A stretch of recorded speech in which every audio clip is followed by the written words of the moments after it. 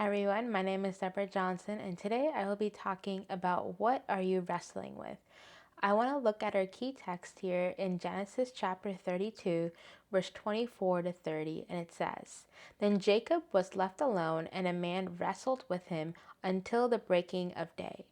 Now, when he saw that he did not prevail against him, he touched the socket of his hip, and the socket of Jacob's hip was out of joint as he wrestled with him. And he said, Let me go, for the day breaks. But he said, I will not let you go unless you bless me. So Jacob had been wrestling since his birth. Jacob didn't start wrestling at the river. He started wrestling in the womb. In Genesis 25, verse 22 to 23, it says, But the children struggled together within her, and the Lord said to her, 2 nations are in your womb. One people shall be stronger than the other, and the older shall serve the younger. Even before his birth, Jacob's life was marked by struggle. In Genesis 25, in verse 26, it says, Afterward his brother came out, and his hand took hold of Esau's heel. So his name was called Jacob.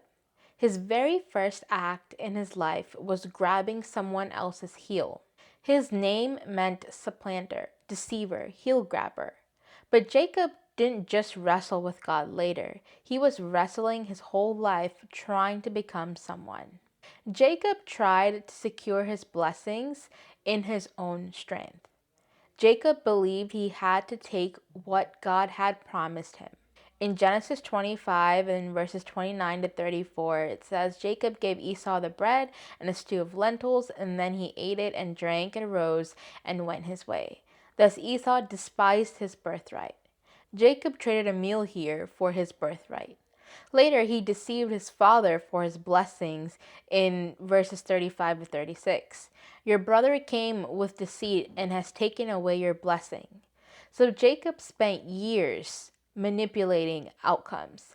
Many people do the same today, either forcing relationships, forcing success, forcing doors open, striving to prove themselves because deep down they feel like Jacob. I must earn what God has promised. You could be a man who believes if he works nonstop, he'll finally feel valuable. A woman believes if she keeps fixing people, she'll finally feel loved. But like Jacob, they're chasing identity through effort. God's blessing cannot be stolen. It must be received. The wrestle at Peniel was the climax of the identity battle for Jacob. So years later, when Jacob was returning home to face Esau, fear fills him, guilt rises in him, and that night God meets him. In Genesis 32:27 it says, So he said to him, What is your name? He said, Jacob. God asked him to say it out loud. So his name meant supplanter, manipulator, striver. But before God can change your future, he confronts your identity. Here, Jacob refused to leave without transformation. Genesis 32:26 says, I will not let you go unless you bless me.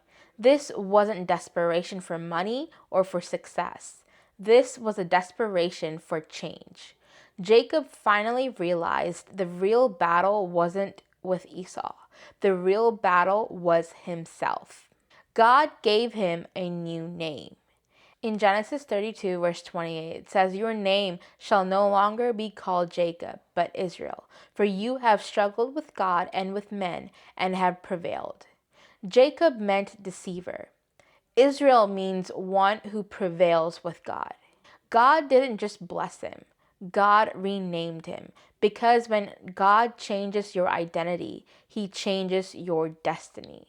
There are others in scripture as well who wrestled with God. Moses wrestled with his calling. Moses doubted himself.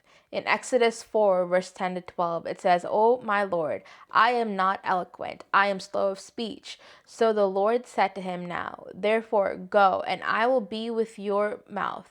Many wrestle with feeling unqualified. Jonah wrestled with God's plan. Jonah ran from obedience. Jonah chapter 1 verse 3, it says, But Jonah arose to flee to Tarshish from the presence of the Lord. So some wrestle not because they doubt God, but because they don't like where he's sending them. Peter wrestled with failure. Peter denied Jesus. In Luke 22:61-62, it says, "And Peter remembered the word of the Lord, so Peter went out and wept bitterly. He wrestled with shame, yet God restored him." Paul wrestled with weakness. Paul the apostle pleaded for his thorn to leave. 2 Corinthians 12:8-9, "Concerning this thing I pleaded with the Lord 3 times, and he said to me, 'My grace is sufficient for you.'" Sometimes the wrestle doesn't remove the struggle. It reveals God's strength in your weakness. Jacob, after his encounter, walked away with a limp. In Genesis 32:31, it says, "He limped on his hip." The limp was proof of his encounter. Some of the struggles in your life, heartbreak, rejection, disappointment, failure, they didn't ruin you. They marked you. They remind you, I met God there.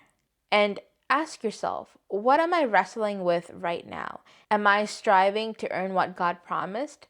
Am I afraid to face my past? Am I fighting God's plan for my future?